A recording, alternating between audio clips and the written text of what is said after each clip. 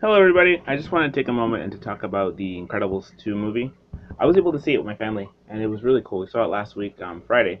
Usually, I watch a movie on Thursday nights, not Friday, but we watched it on Friday last week, and we almost didn't get a seat. It was just a whole, situation there. But anyway, what happened was like we were able to see Incredibles Part 2, and I liked it. I had to give you my viewpoint on it. And to pretty much, I want to say like my viewpoint on the movie is that I like the first Incredibles movie 100%. I like the second one 95%. The reason for the 5% difference is because just a few things.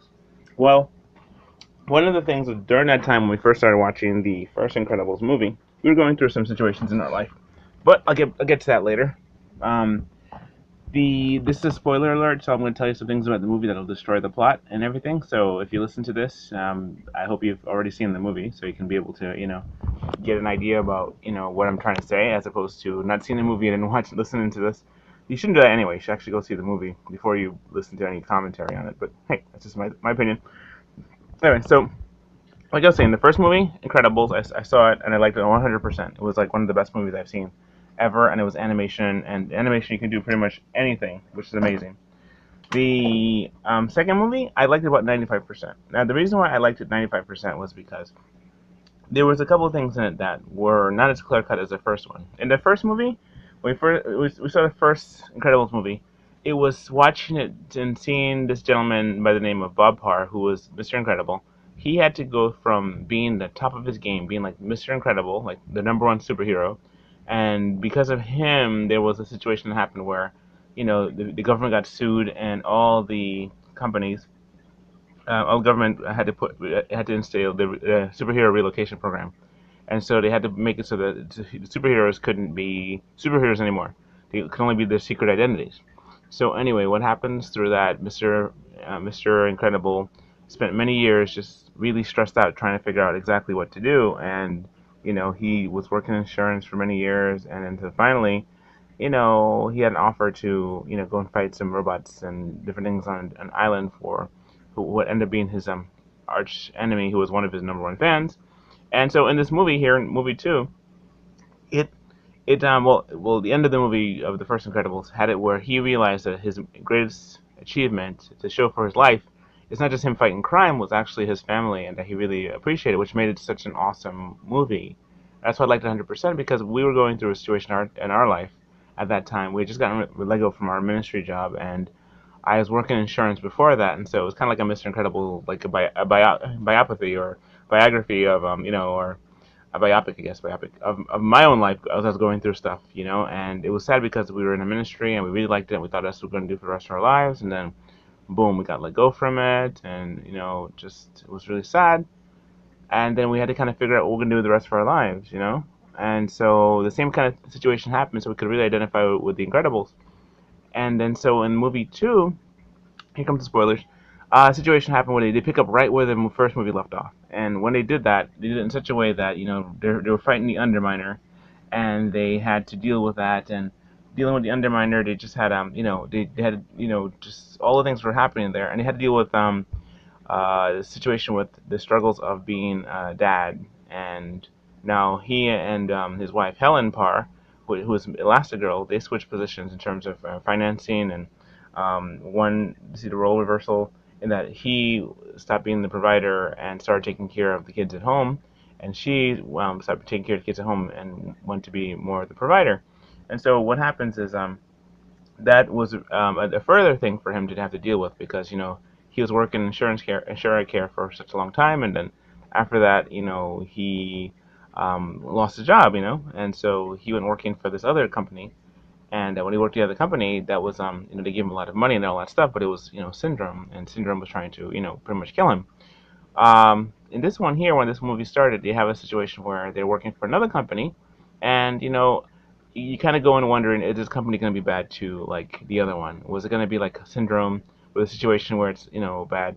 And so I mean, they kind of already did it where they explained that this guy here is a fan too, so I'm already leery saying, okay, is this guy going to be a Syndrome in disguise kind of thing, some jaded fan that wants him dead? And so in that situation, that's where the movie kind of for me loses a little bit of its clarity because I wasn't sure the motivation of the villain in this movie. It didn't quite make sense to me. I saw the struggle that Bob Parr had to go through in terms of like not taking care of the kids and being out there working an insurance job, coming home tired and kind of being like standoffish, reading the paper kind of thing when he got home in the first movie. But when he was in this one, it is Helen that went out to work, and so she's out working, and he's home with the kids and the family, and having to deal with all that. So that's kind of one of the situations where I just sit there and I think to myself, wow, I've had a situation where this has happened in my own life too, where I stayed home and take care of the kids for some time, and I'd also had a situation where I would come home from work and then have to take care of the kids, and then Amy would go out to work, and we did that a couple of times too as well. And so there's a relationship there where you can actually see and understand what he's going through from an adult point of view. The drawbacks I found to this movie was that well, somebody says about that they kind of show that he couldn't really handle being a stay-at-home dad, as much as he could handle fighting crime and things like that and trying to solve the problems and working alone. In this one, they showed that the importance of having friendship, and that was really cool because I see that having a friendship and having people work together with you is amazing, and that you're not by yourself. So that was cool that he was trying his best to do it on his own, but he had to get help from Lucius, which is Frozone, and also help from Edna Mode, who helped design his costumes and suits and everything like that. So one of the things I liked about the movie was that he had a support system, and that was a really good thing to have there. He was encouraging his wife as she was out there working, and he had friends that were encouraging him as he was trying to take care of the baby. And that in of itself was actually a good piece to see, because when you look at that, you consider, you know what, that's actually a really good thing to have friends that will back you up, and be there to help you when you need it. And everybody needs a support system, so that made it a little bit easier for them.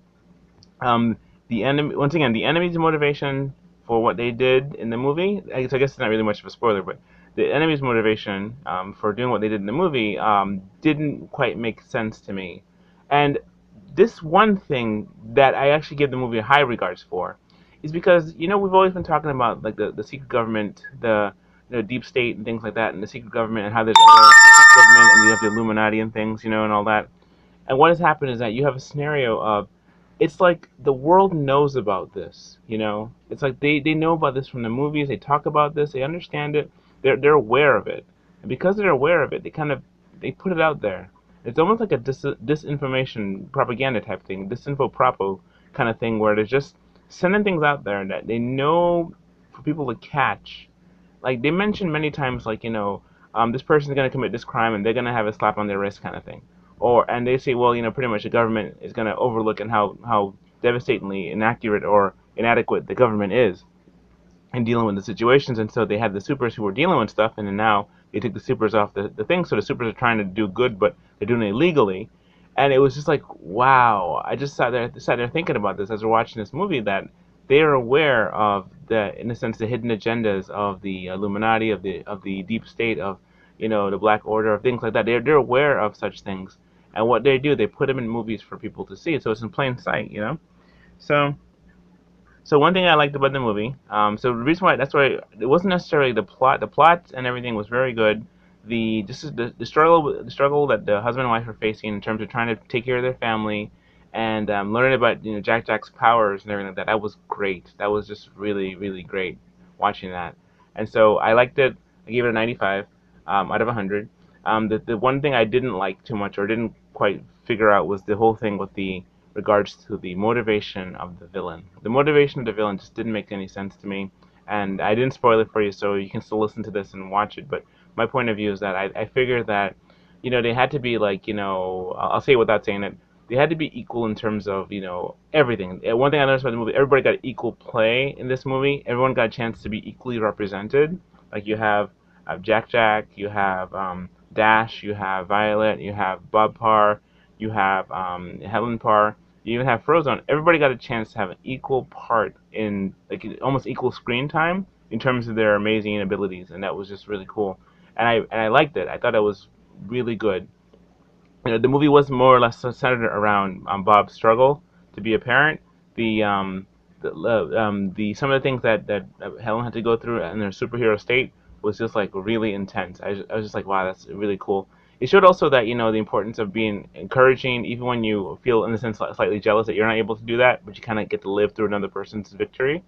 And that was something that I was sitting there thinking about, and I really liked about it. And so and in that way we all win. The first movie they really emphasize about the fact of, if everybody's special, then there's really no one special. And there really are special people out there, and there's people who have different gifts and skills, and we all have different skills and abilities, and that's what makes us the human collective, where we all have a gift that provides something to society and to mankind, and to humankind. And so what happens is that whenever you have a situation like this, like even in Incredibles, they wanted to emphasize the fact that each person's skills and gifts made them unique, not only unique, but also made them very contributory towards the whole. In the first movie, you know, um, Syndrome was out there catching and killing superheroes, because he realized that, he's going to get back at them. It was just such an interesting plot.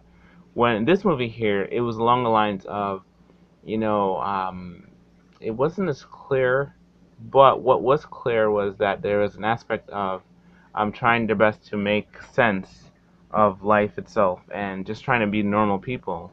So the first one, they were trying to be superheroes who were suppressed to be normal, but now they were just realized they can be superheroes, and together as a family, they can actually try and be normal. And so that's what I liked about this movie. That's why I give it 95 out of 100. And I recommend you seeing it if you get a chance to see it, and hopefully my family will give a review too of some of the things that they saw.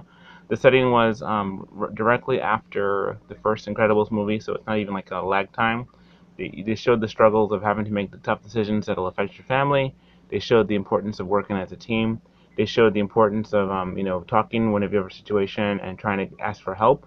The importance of people looking out for you, because sometimes you can't look out for yourself and you just can't see what's wrong with you. So take somebody else's point of view to look at you and say, you know what, I think you need help right now.